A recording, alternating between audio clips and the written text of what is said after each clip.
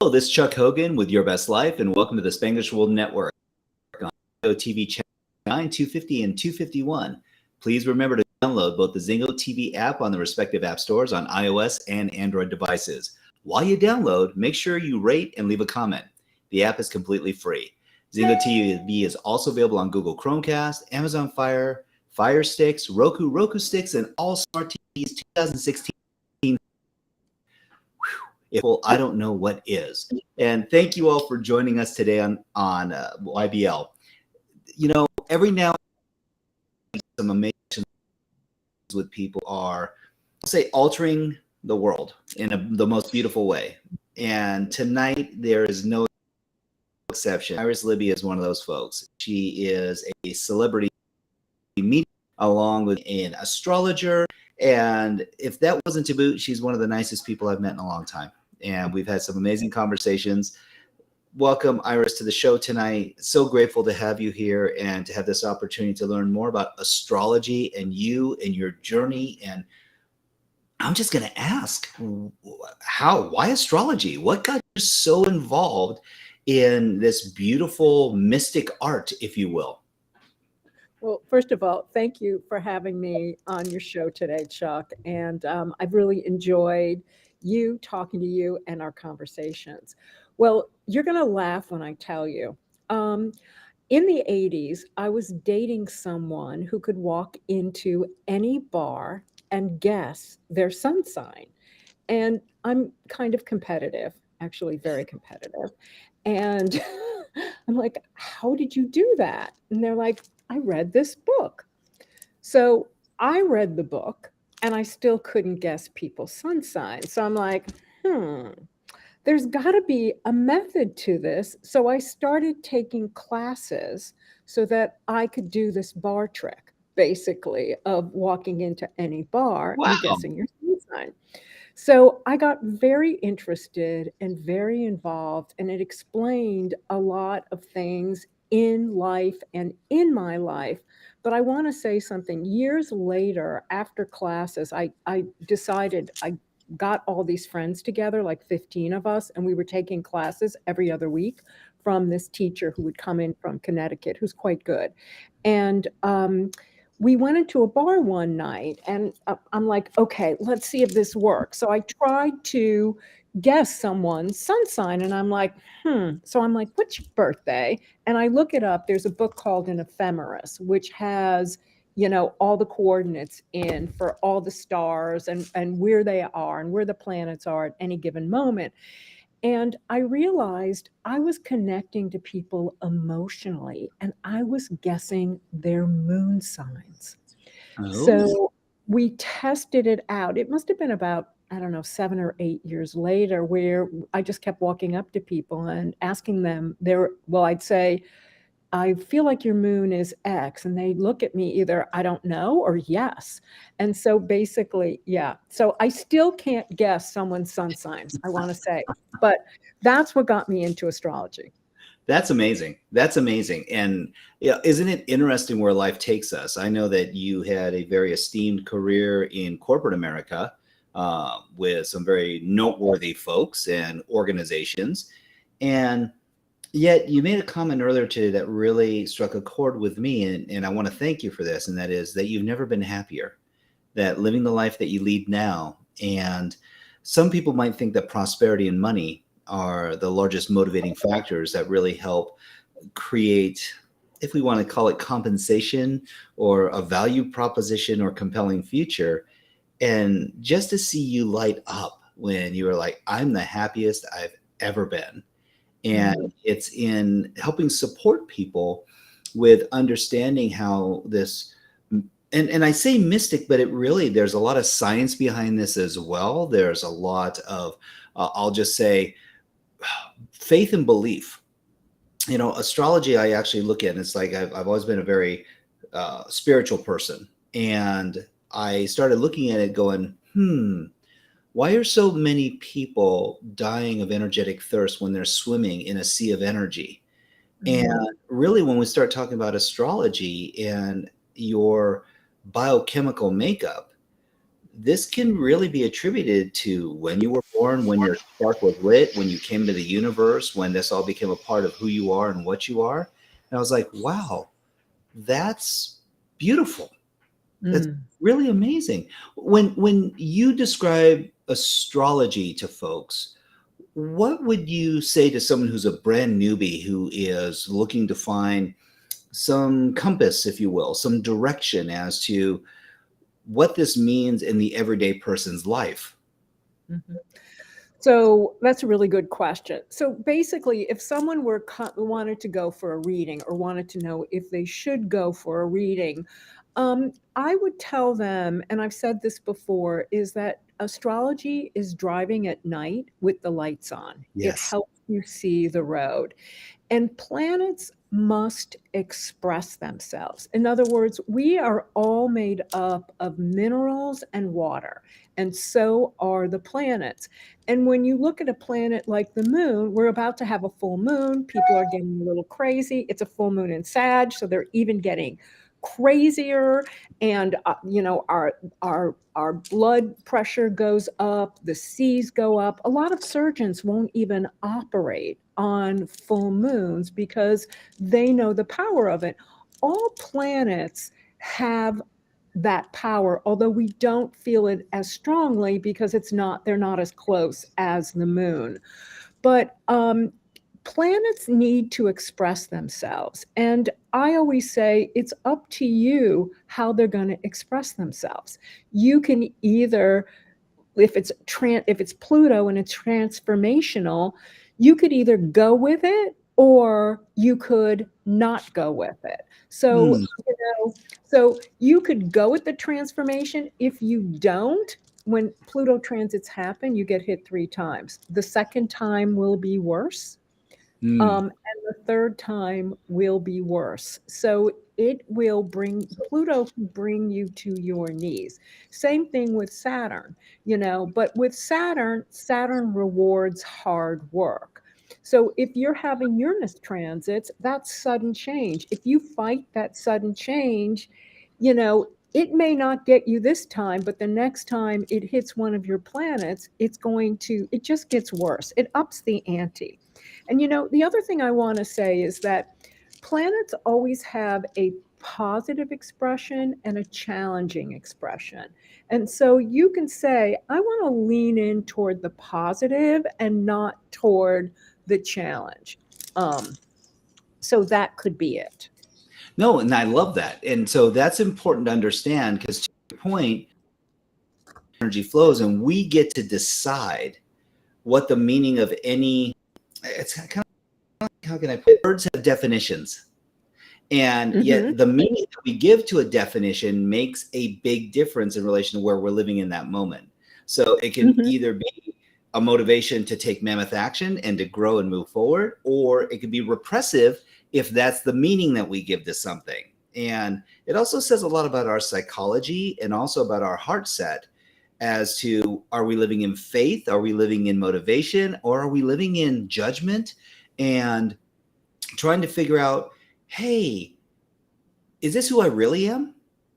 Because I know that you gave us the privilege today of having these amazing acknowledgments and about different sun signs and how people Mm-hmm. were living and how they were expressing themselves and the opportunities that could avail themselves if they were open to it. And then Mm-hmm. also some of the growth opportunities. I'm not even going to call them challenges because every challenge is literally a lesson or in growth. And I was like, True. gosh, that is so beautiful. It's so Yeah. beautiful because now the human condition is that we love choices. Mm. No one likes to be railroaded into a situation. No one likes to be told, just do this. Although some people need that kind of guidance, which is where someone of your skill set and gentle nature could help prod them and support them into I'll say a venue or a channel that serves them at a higher level. Yeah. I'm curious for you, what do you love most about astrology, astronomy, and I will say being involved in this type of community? because you have such this beautiful, lovely soul to you. And I'm like dying to know what juices you, what just elevates you to another level. Well, thank you. So what I want to say is that I grew up in a very religious household. I grew up as an Orthodox Jew, and I rebelled at a very young age because I felt that it was a patriarchy Hmm. and that, it didn't work with me. And I have always been led by spirit, although I wouldn't call it spirit. I've had very strong inner guides that have Yes. said, no, don't turn that way. No, don't, like, danger Will Robinson, basically, or, you don't want to do that. But it wasn't until I actually, and I want to say that, like, people have said to me through my life, Iris, you are so lucky.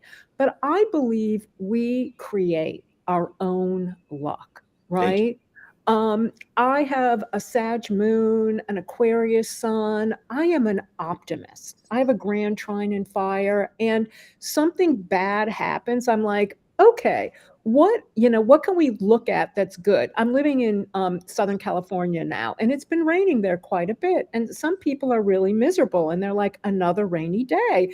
And I look at it, well, at least there's not a drought. Yeah. Right? Like, I'm like, okay, like, where is the sunshine here? There's no drought, and there probably won't be one for a while now. So there's always a silver lining to everything. But Yes. I think the reason, I want to say two things happened. One is during the pandemic, and this is an interesting story. I did a reading for a gentleman, and this is October 2020. And I said to him, I looked at his chart and I said, you are beyond psychic. I said, do spirits come to you when you're asleep? And he said, yes. How do you know? And I said, I see it in your chart. And I said, have you had any training? And he's said, no, I have had no training. And I said, well, there's places you can go and get trained. And he explained to me that he started to drink a lot because the spirits were bothering him all night long. And I said, I don't know if that's an ideal situation for you. So I said, there's classes you can take. Close my computer. It's about 8:30 at night on the East Coast. I was in New York then. And I say, Iris, how do you know there's classes? Like, are you making stuff up? So I go back into my office, I get on the computer, and I look for these classes, and I find Lisa Williams. And I thought, oh, she looks very reputable. She has a school. So I sent an email off to him. This is the class I believe that would be good for you. Like, I spent about an hour and a half. Turn off my computer and I go to bed and I'm reading and I hear this voice that says, take that class. And I'm like, what do you mean take that class? And they said, and I hear the voice again, take that class. And I'm like, okay, I'm not a medium. I'm not a psychic. I don't need that class. I don't see spirits. So the voice kept getting louder and louder. And soon it was just screaming at me. Like, I had the pillow over my head. I had my fingers in my ear. This is all going in my head saying, take that class, take that class, take that. So I get up out of bed, and it wasn't an inexpensive class, and it was like a 9-month commitment. I Right. signed up for the class and I hit send at 11:57 p.m. This is important. And the next day I have a friend who's a healer and she always takes classes with me. I'm like, we're taking this class, sign up for it. I don't know why we're taking it, but we're taking it. I send her the link. And she calls me back and she says, registration closed at midnight. So I had the voice screaming at me to get me to sign before midnight. She Wow. could not take the class. Wow. So in Lisa's class is where I really connected with spirit and spirituality. Before, it was always just kind of like guidance, I would say. But now I've connected that guidance with spirit and faith, and it's changed my life, and it's made me a lot happier. I mean, I moved to California because according to astrocartography, it's the third best place in the world for me to live. And I've known this my whole, like, since I've been an astrologer, but never wanted to move there. And like, people cannot believe what a wonderful life I have there. Everyone says how hard it is to meet people, when you get older. And I have so many friend groups there, like in a matter of months. That's So yeah, doing this work. And then the other thing is helping people. yes. In the past, was in the real estate industry, which was helping people. I had an executive search firm that was helping people. And as an executive search person, I would make the fewest number of calls because I could hear someone's voice and I knew they were my hire. To me, that was spirit. Like, I would make a couple of calls and I'm like, okay, I got you. You're my hire. So I do believe that I've always been spirit led, but Mhm. reluctant. Love that. And I have this belief about frequencies and that we all resonate at different frequencies. And when you really find those that are like-hearted, your frequencies are attuned, and Mhm. it takes you out of just being like-minded. Um, Yes. I love the variety of people's abilities to be able to manifest and to have discussion and to come up with great dialogue. But well, let me rephrase that. Yes, and that there's this wonderful premise that when we share similar values, Mm. that there's this elevation, this co-elevation, because I'm not concerned that anything that you would ever say or proffer to me would be done out of malice. There's this connectivity, there's this respect of each other without judgment. And it's like, wow, that's so beautiful that we can have this community and commune together and collaborate. So I love everything that you just said as someone who grew up in Southern California when I was a kid. And so now we live in Dallas, Texas, and it's been a beautiful place to raise a family, which I don't know if it's my calling to stay here forever, but I can say that it's been wonderful as a father and as a husband to be able to be centralized to the country and to be able to travel pretty effortlessly to get to anywhere you need to be, at least in the continental United States. So, gosh, as a business executive, been in real estate, had a talent acquisition firm where you were actually, doing hires, and this concept that you just expressed of body, mind, and spirit, it's really real. It's the trifecta, isn't it? I mean, it's like, Mm. how can you find more peace or happiness or connectivity or congruency than to be living in all three of, if we want to call it, levels of life, and yet stay in flow? Mm. That's really interesting. Well, life does that for you because life challenges you or challenges me to stay in flow because things will happen and you have choices you can make. Yes. I was recently in Kazakhstan, and as we got into the car to come back here, like I just psychically knew. I got in the car. I said, our plane's going to be delayed. I don't think we're going to make our next flight. And the driver, who was a friend of ours, said, we made friends with him over the trip, said, don't think that way. I go, I'm not thinking that way. I'm telling you what I'm feeling. And our flight was delayed 110 minutes. And we did miss our next flight. And we did get put up in a hotel. And, we could have been really upset about it. Or we could have just had a good time. Now, I chose to have a good time. So, but I could have been very angry because I had appointments, I had meetings that I had to, etc. So it's like life throws curveballs at you, and then you have to use your mind, body, and spirit to um, recover. I couldn't agree more. And I know a lot of folks that use their body and mind, and it seems, I'm not judging, but it seems that they're lacking in spirit sometimes, where there's just, you're like, well, I have faith, I believe. And it's like, that's very different than hopium. I'm not a Yes. huge fan of that addictive state of living in hopium, hoping that everything's going to be all right, hoping that you might have financial freedom, hoping that you might be happy. I go, I prefer to believe that happiness is a matter of time, energy, focus, and attention, and that I get to allow myself to stay in flow. I was having a discussion yesterday, of all things, when we were in Houston with my nephew, and he was like, "Oh, Uncle Chuck, I just don't like it when I'm not in control." And I said, "That's all perception." And he goes, "Baloney." And I was like, "I got to call you out, buddy. Telling you." And he goes, "Example." I said, "The ocean.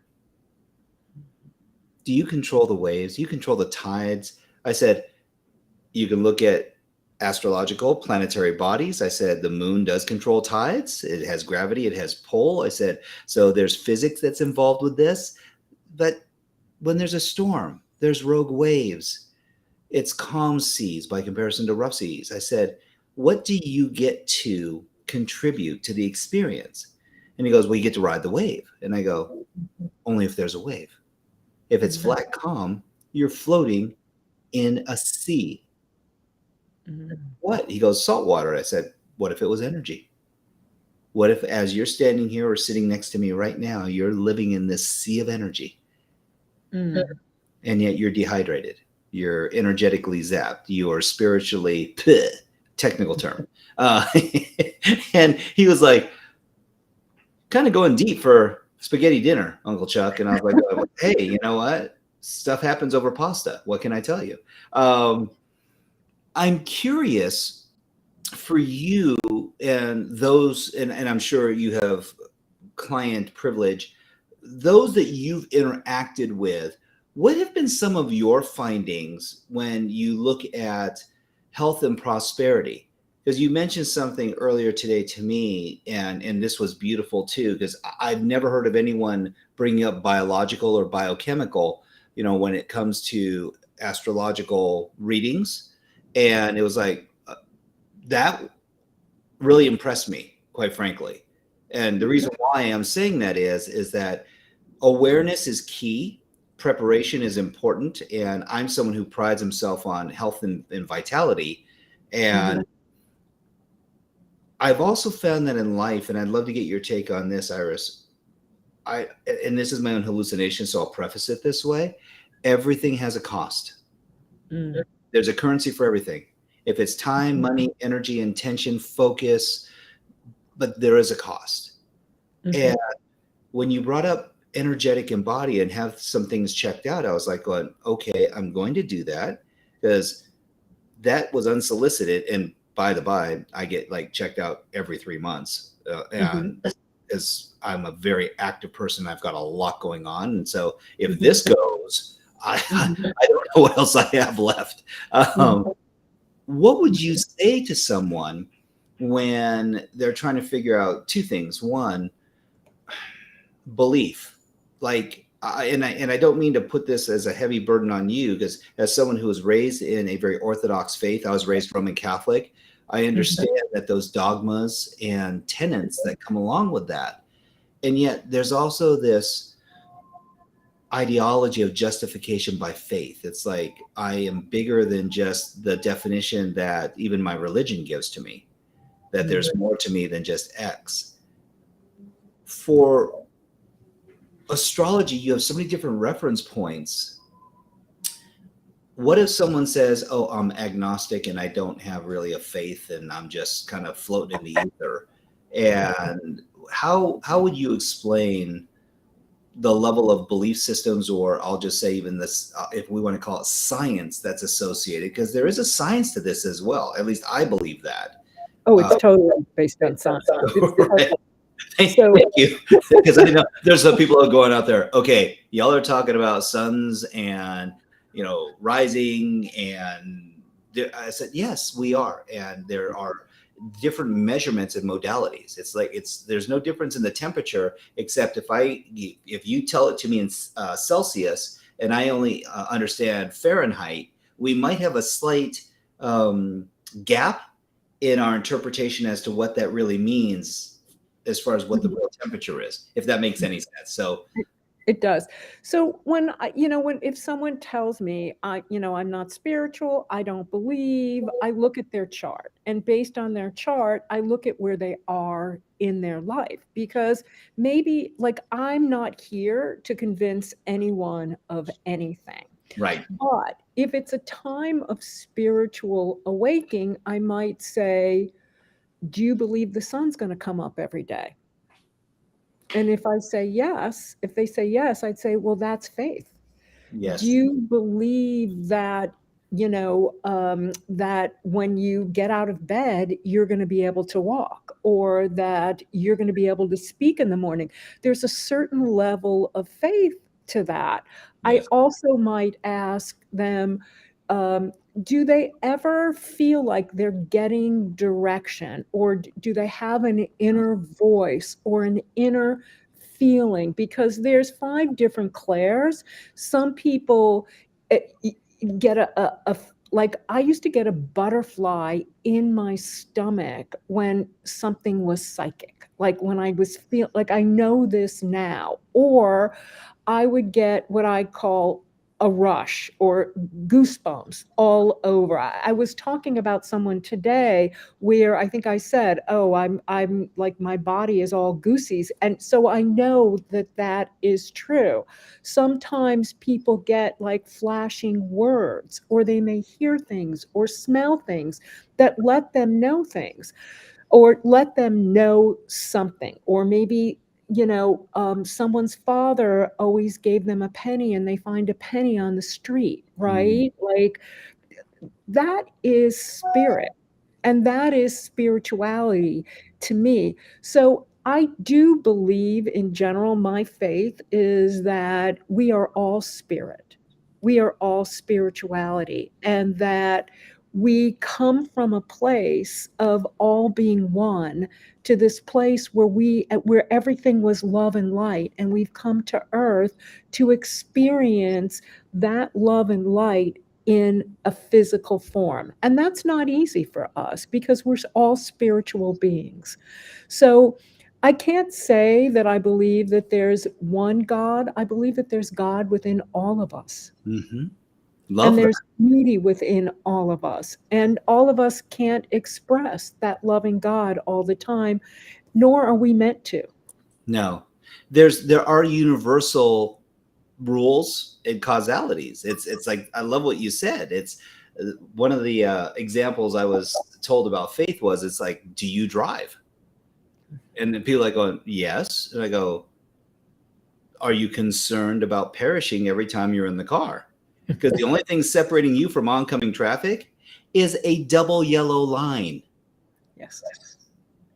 It's like, okay, wait, oh, but no, there's rules. And I was like, oh, so there's the control thing again. I go, Yeah. is that not why sometimes people make decisions to do different things outside of the laws? I said, there's man-made laws and then there's universal laws. If you're not growing, and then they go, well, then you're, and they go, well, dying. And I said, I'm not saying that you are, but I would say that that is an inclination that something might not be going the way that you thought it was supposed to be going. And so I love what you said about that, because now I believe it was Deepak Chopra that was talking about what we're made of. And he said, well, if you go back to chemistry, we're all made of protons, neutrons, and electrons. He goes, the building Yes. blocks of life, sprinkling some carbon in there, some oxygen, some other little, maybe a little iridium, and some other things that are in your body. It's like, oh, okay. And at the end of the day, that's a human being. Yes, yes, it's true. I want to go back to something you were saying about control, because I am a very controlling person, and people would look at my chart like, I like things in order, very controlled. But I've realized that the more I give up the need for control, the more control I have in my life. So that example you used with your nephew, it's his choice whether or not he's in the water or not. That's control. Exactly. It's your choice whether you go left or go right. That Yes. is control in your life. But the more I go with spirit and ask spirit, like what is in my highest and best good, the more control I seem to have in my life. Now, I can't say I'm always perfect, but I try. Well, and the human condition is such is that we're given the opportunity of lessons. Yes. And I am grateful for the lessons. I'm grateful for the trials and tribulations and challenges. I've learned so much from experiencing those nuances of life that they have been the most influential shifts that I could have experienced without asking for them. Yeah. And so I know I was like, how do I phrase this? It is interesting now, though. One of my intentions in the morning, and I set the frame as to how I need to feel most often during Mhm. the course of a day. And Mhm. I pray, I ask the universe to bring people into my world that Mhm. challenge me to become a better person. Mm. And it's like, why wouldn't I? It's, Beautiful. well, I don't understand when people are just seeking comfort. Mm. And maybe it's my behavioral strategist mind. There's this ideology that I've always had that in comfort, it's a slow death. It's like, oh, I'm getting by. Everything's good. And I'm like going, really good? That's your benchmark standard for your life? It's like, well, what else is there? And I said, exhilaration, Mhm. enthusiasm, Mhm. anticipation. And Mhm. it's like, peace?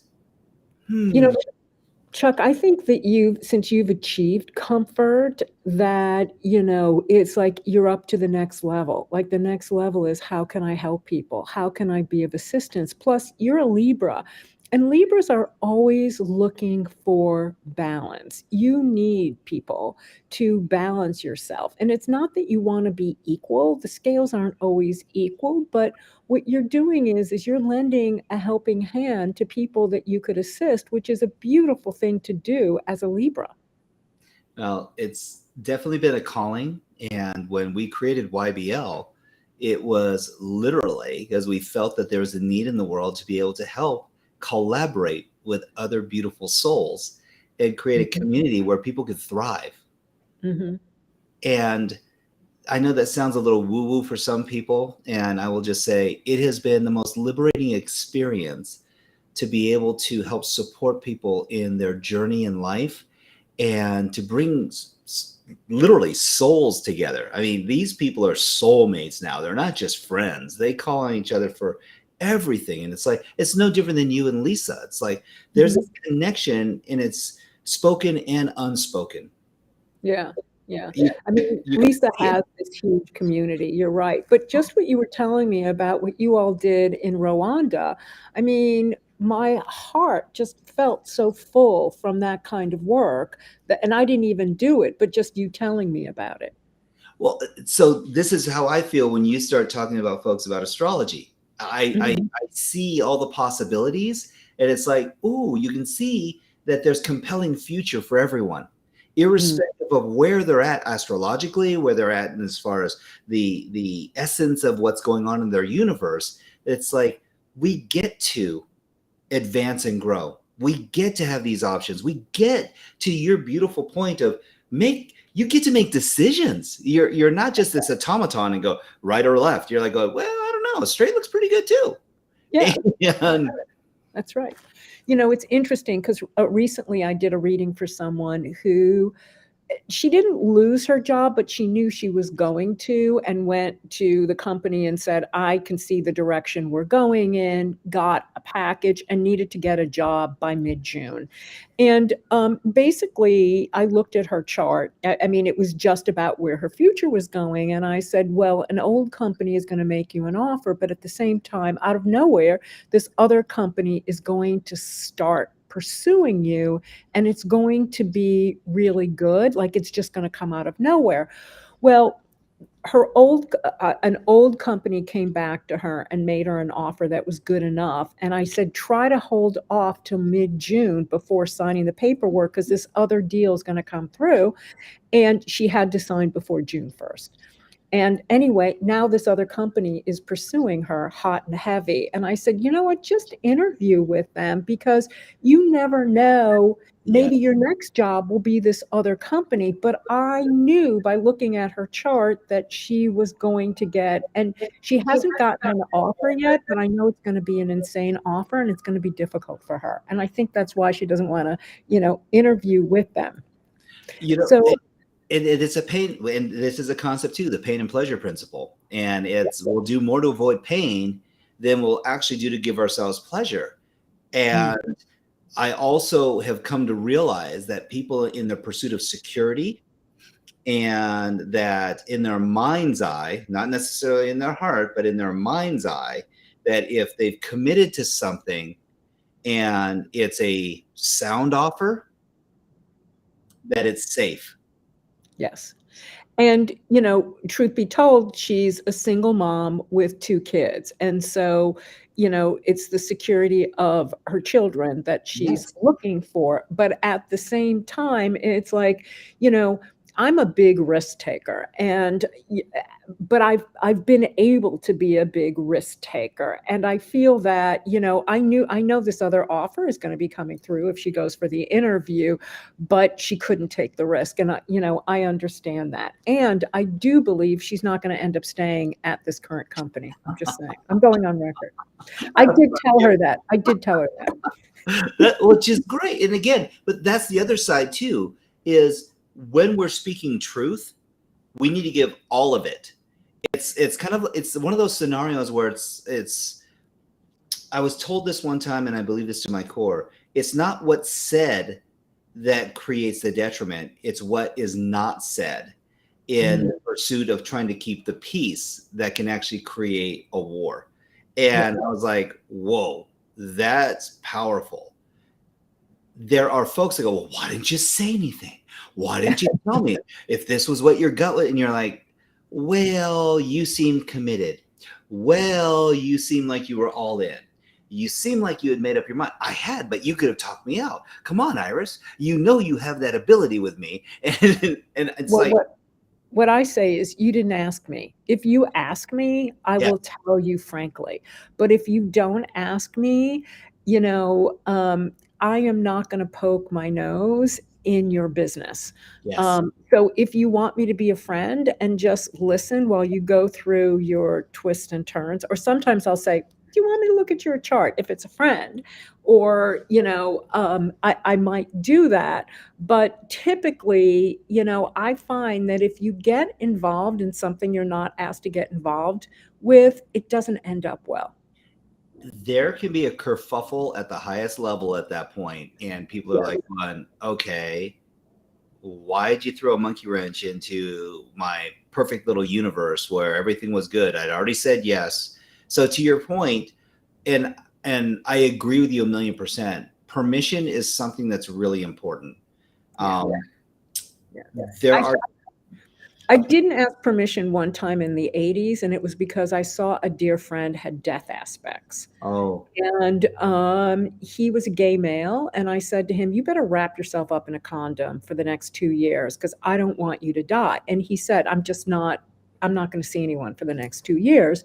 And he ended up living, but he did go deaf in one ear. And so something died. So the planet had to, like, he had serious death aspects, and he was only like 29 years old. holy smoke. And yeah, but so he went deaf in one ear. So the planet did express himself. I gave him positive things to do, which he didn't do, like other things to Right. have the planet express himself. But he did the main thing, which was to take care of himself physically. But it was interesting that something did die. But that was the only time I stuck my nose into someone's business where I wasn't invited. Well, and there is this sense of social responsibility. Yeah. It's we used to say this. I had the privilege of working with a lot of young adults, 14 to Mhm. 17. year olds. And the ideology that we constantly reiterated to people is if you see something, say something. Yes. And so to your point, there comes a prioritization of when you have an ability, when you have a skill in a craft. And I don't mean to coin a line in a movie, but with great gifts and talents comes great responsibility. And there are times when we are called upon to be the harbingers of a message that may not be as popular. And I will say in my life, thank goodness it hasn't happened too often, but there have been times where insight was paramount and you could see patterns very clearly that were occurring and made mention. And in one instances, it did not turn out so well as far as the friendship was concerned to be able to maintain it. And that's okay, because that person is alive and well. That person is living their life on their terms and growing and cultivating and healing. And I did not have to be privy to being an active participant in the maintenance of their lifestyle. We all get to make choices. And gosh, this is I could go on forever with you. This is just so enlightening on so many different levels. I do have a rule now, though. I don't give people information unless they ask, because I don't feel that it's ethical.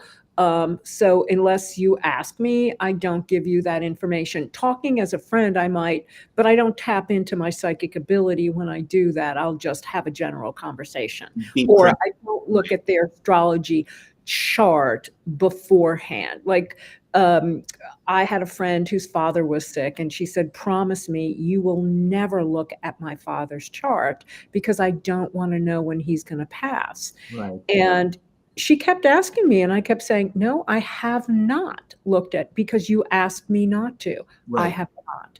And so I do think that people, when you have these abilities, people do need their privacy or need to feel like they're living life on their own terms. That's actually beautifully stated. There's a level of accountability and ethics, and I'll say even a unspoken moral clause that we enter into when you choose to be in service to other people. Yes. And it's paramount that the sanctity of that space is honored. And I love what you said. I believe that when someone asks, then they've actually, irrespective of whether they know this consciously or not, they've actually given permission to know. And that level of inquisitive nature, I won't say it makes it easier for the message that's delivered, but it definitely puts them in a different state of how they're listening. It's more of an active listening, and they're very in tune. And they may follow up with additional questions at that point, which is also beautiful, because now at least there's continuity and communication. Yes. And no one likes to be told what to do, especially unsolicited advice. So yeah, I tend not to do that. I'm eager to find something out from you, as you have such a beautiful presence. Do you consider yourself an introvert or an extrovert? I'm an introvert. Oh, isn't it interesting? I had something happen to me recently that changed my core. And that is, I have a friend who's a healer. And we were doing a meditation. And during the meditation, I put my hand up for some reason. We were laying down, and I put my hand up, and she took my hand and cracked my heart open and took out all the pain from my heart.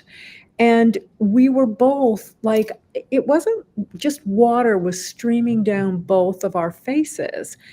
And I said to her psychically, you're not absorbing this, are you? And she said, no, look, it's going above my head.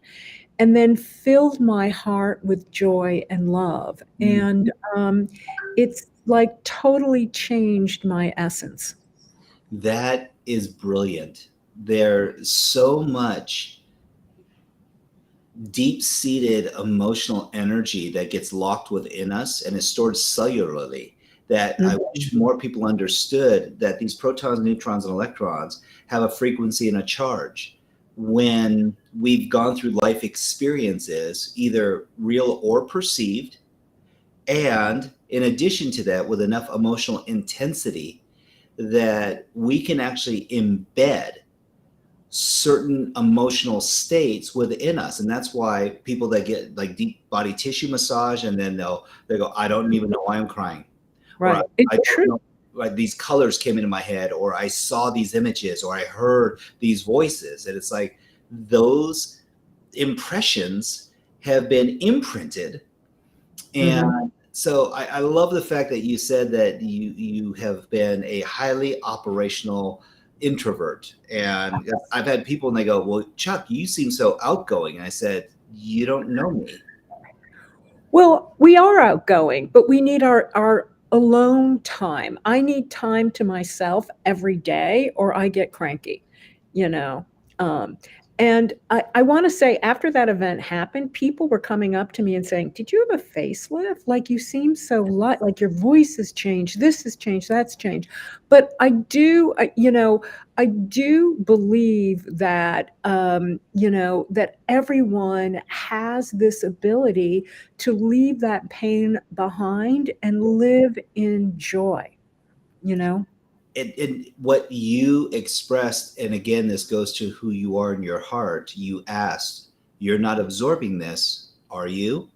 Because I can say, as someone who has had the experiences of clearing energy, emotional energy with people, it became exhausting.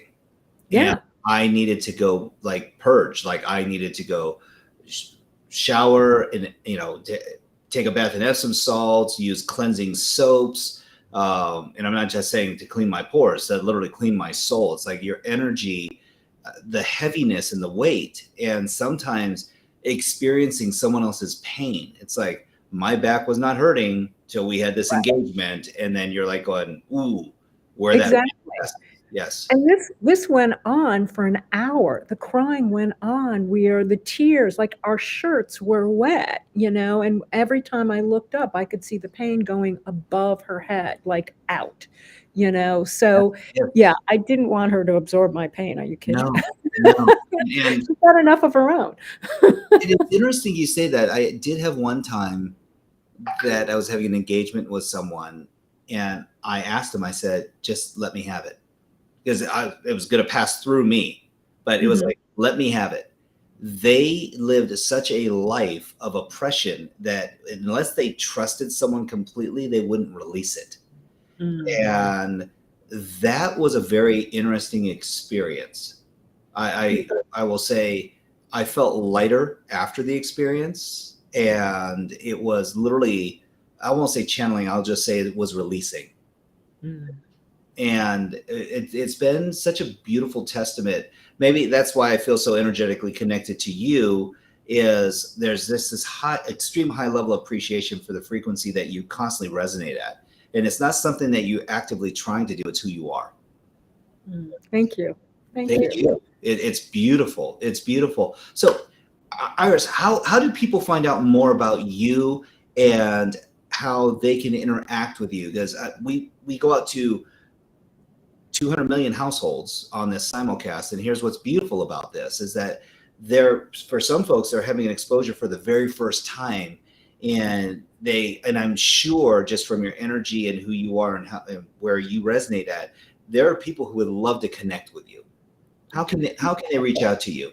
Well, you can go to www.askirisLibby.com. You could email me at iris@askirisLibby.com. I'm also on Instagram and on TikTok as askirislibby.com. So you can find me in any of those places, and I'm happy to interact with you. Oh, you're amazing. I'm so grateful for this time with you. Thank you, thank you, thank you for blessing us with your presence and all the explanations and humoring me with some of my silly questions as well. Just know that we're grateful and appreciate you on so many different levels. Thank you, Chuck. You're amazing. I love getting to know you. And I love your stories. Oh, the pleasure is all mine. I want to remind our viewers that this show can also be heard on the Spanglish Radio Network. Please check it out for all the news and all the programming. Spanish World. Watch it, hear it, read it, download it, and live it. Thank you, Iris.